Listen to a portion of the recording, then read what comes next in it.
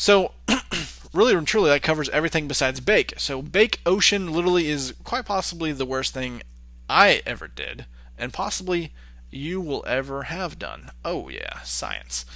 So let's look at why. So here's a final render that was supposed to be a final render, but it ended up being horrible whenever I was working on this tutorial. So this is a render I did. It's like, oh man, this looks amazing. So let's go ahead and render it overnight. So I set it to render. I fell asleep and I woke up in the morning, and it ended up doing this. Now you may think, wow, the foam grew. That's good, right? No, it's horrible because that's not what I wanted. I didn't want the foam to grow. I wanted the foam to stay the same except for move as the waves move. So for some reason, by baking, it does that. Like I said, you may want that. I definitely don't. I ended up rendering up to 78 frames, and it keeps growing and growing. I'm sure if I kept letting it render, it would turn all foam, which would have been horrible.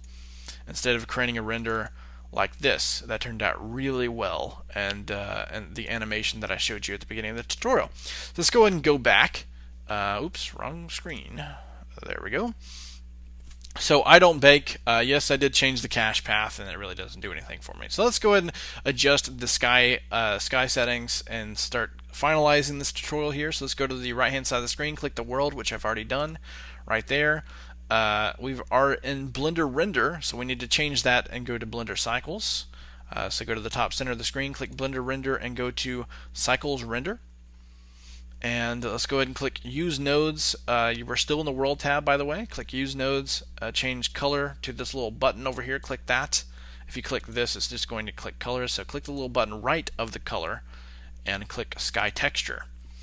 To see what this means, what we want to do is go to the bottom left-hand side of the screen, click the little sphere that looks like it's white and shaded, and change it to rendered. You'll notice that you still can't really see anything because there's not any contrast. So let's go and zoom in and see what this does, this little weird ball. So if I click it and move my cursor, it actually changes the time of day. This is supposed to be simulating the sun. So I'm going to set it somewhere around there so I've got a little contrast, and you'll start to see a little bit more detail popping out over here. There's a little wave showing there. Looks good, but I still don't see much detail. So let's go ahead and texture our wave. So opposed to actually going to the right hand side of the screen and going to the materials tab, what I want to do is actually go to the top left hand side of the screen, click default, and change it to compositing. Compositing, my son. It's wonderful, it's fantastic, and you'll learn things by doing it. So let's go ahead and move around in this little 3D view here and frame our scene before we set it to rendered.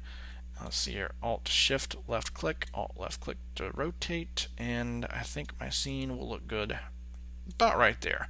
So let's go ahead and zoom into the bottom right hand side of the screen, change it from shaded to rendered, and now we're on our way to learning good stuff. So the plane's selected. So what we want to do in this window here, the nodes window, is click Use Nodes and then click the little material tab, and that will control the materials.